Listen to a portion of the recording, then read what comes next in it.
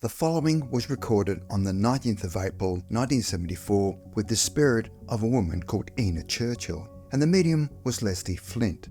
This is an edited version.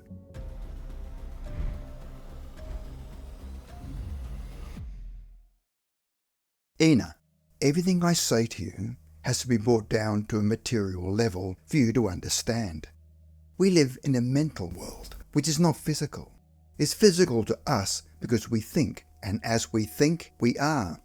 Therefore, if I think to myself that I would like to wear a coat, then I can mentally clothe myself with a coat according to my attitude or thought about it. In the condition of life in which I find myself, everything is very natural. I am in a condition of life which is very suitable and in which I find myself extremely happy, meeting all sorts of people that I have known and who think very much the same as I do. The whole point is that a person is no more than he or she may think. That is why some people, when they first pass over, cling to the earth because they think only on a material level. They find it very difficult to change their attitude of mind and in consequence remain very much the same as they were when on earth, with the same attitude of mind and thoughts about so many things. If you are the kind of person who is prepared to change, is anxious to see things clearly, not necessarily tied down to strong thoughts or ideas, if you are able to change your attitude and able to assimilate new experience, a lot depends on the individual. I don't look as you remember me from the point of view of age, because I've come to realize that that's purely a material thing. That I'm not using the same physical body, nor subject to the same restrictions of old thoughts and ideas, or held down by material pressures. I'm now able to think clearly and on a different level, and I've assimilated new experiences. I cling perhaps to certain things which I presumably feel at that moment are necessary for me, things that I don't wish to throw aside. She was asked whether she had an ambition in life. Yes, I have a purpose, trying to sort myself out, trying to adjust myself by doing things that will be of service. Over here we realize that we're all essential to one another. We lose a lot of the old thoughts and ideas in the process, and there is no class consciousness. There's no barrier regarding language.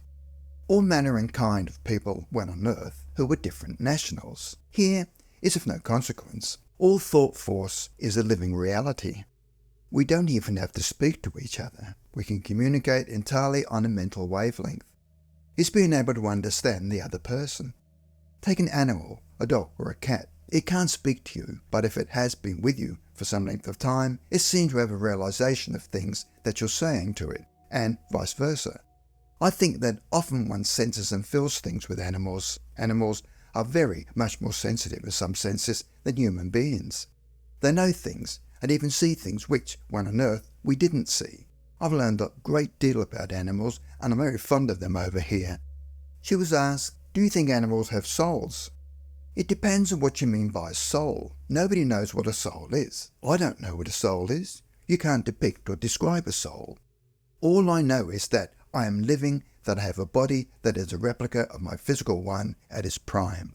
No age has touched it, and I am conscious of myself as myself. I suppose what animates us, what gives us life, what makes a reality of living, is this thing you call a soul. But you can't analyse a soul. I can't tell you what a soul is. I don't know, any more than I can tell you what God is. We know that there is a life-giving force that animates all of us and gives us the power to reason, the power to understand, gives us freedom to express ourselves in whatever way we can express ourselves. I don't know what a soul is. Does anybody know? I don't think you can say what a soul is. What I am is my soul, I suppose. It's natural to assume that we must have shape. We must have form. If we didn't, we couldn't be recognised, and we wouldn't be able to do many of the things that we do. This business of shape and form is necessary, and yet it isn't the be-all and end-all. It's just an aspect of one's self. It's not the complete self by any means. What gives you life is something much more than one can't put into words. I don't know how to describe it. I can see people here and they're as solid to me as I am to them. Now I am outside of your time, I'm outside of your solidity. Your world is vibrating at a very different rate. I find that not only when I get to a certain level and tune in, and it's quite problematic being able to communicate like this, I'm merely transmitting my thoughts. You're hearing my thoughts in sound reproduced. Whether it's that good or not, I can't really say, but I'm conscious of your presence, but I'm much more conscious of your thoughts. This is what you don't understand. I'm conscious of your figure and what you're doing once I'm in tune with you. But it's your thoughts, your consciousness, the awareness that I have of what you are thinking. Not so much the physical, but what you would call the mental. When people first come over, you don't suddenly change. What you thought was essential with a material body, in a material world, you assume that it's so here, and it appears so. It appears so because you expect it to be so, and to some extent you are making it possible to be so. Time doesn't really exist for us in the sense that it does for you, but gradually you become aware that certain things are no longer what they seemed and not even necessary, but gradually you assimilate this experience and knowledge. We are individuals with personalities, and we develop and grow. We are the product of each other. We cannot escape from each other. We may have a separate shape and form, we may have a name, we may be known as this or that, but we are all the product of other people's thoughts. We can't escape from each other. Some people are confused and have suffered a great deal before arriving here, and they have very strong feelings and emotions which are very material in their context, and they have to become adjusted. Sometimes it's necessary for them to go through a phase of readjustment. We watch over them and try to help them. If they're approaching death, we make a point of being present, so that when the person in question is freed from the physical body, then we're able to help them to feel comforted and to readjust.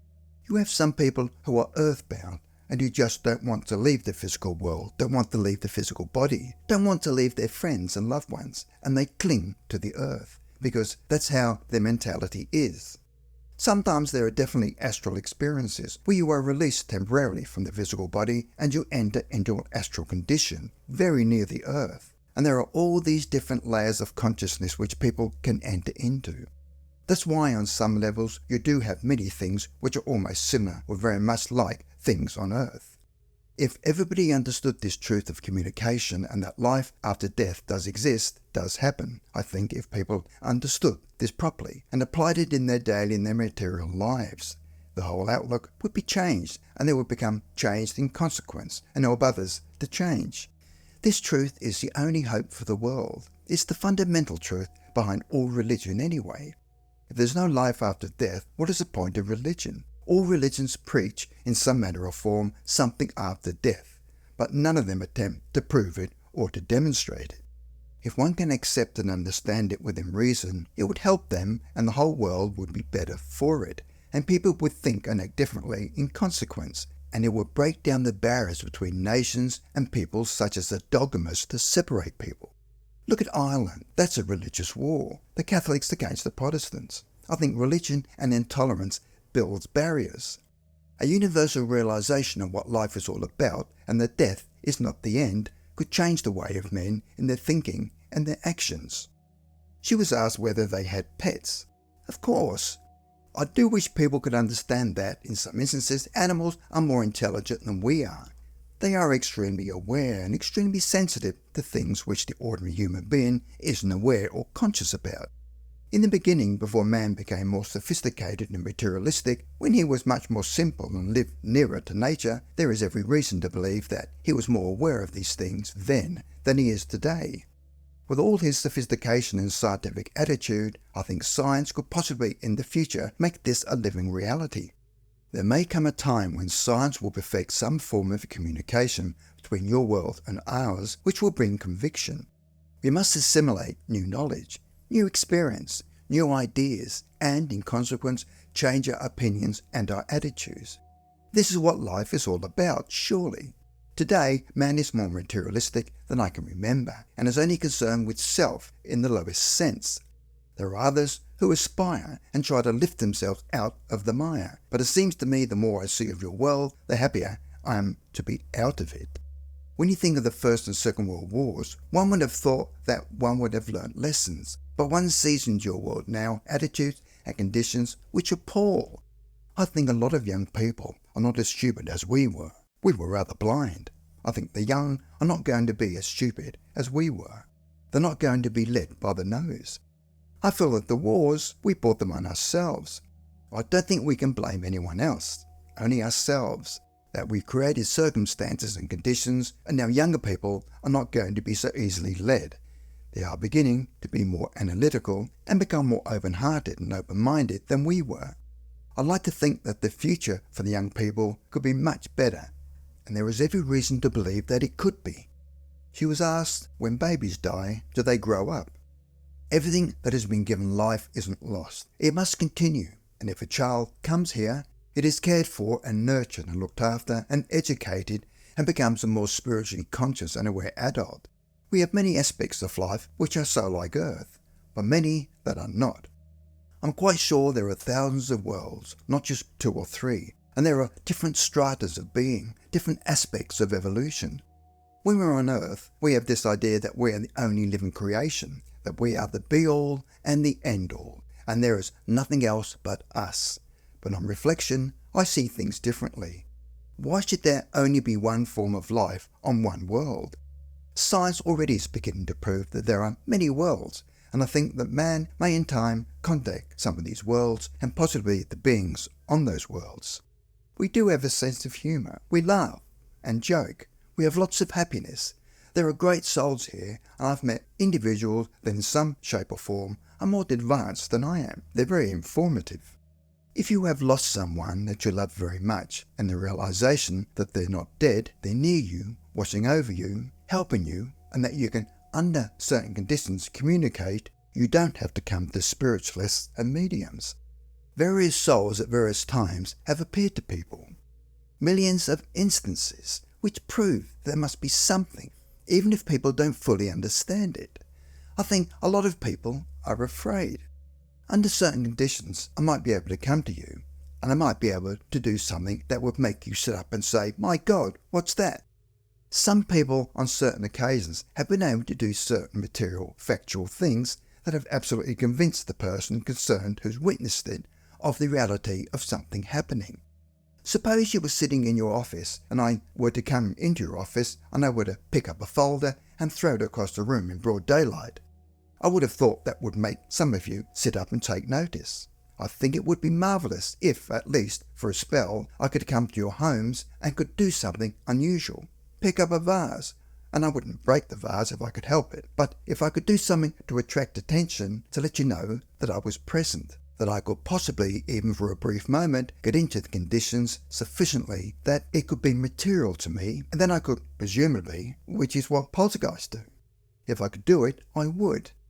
It's being able to utilise some sort of tangible force that's in harmony with your conditions to be able to move objects or do something to attract attention.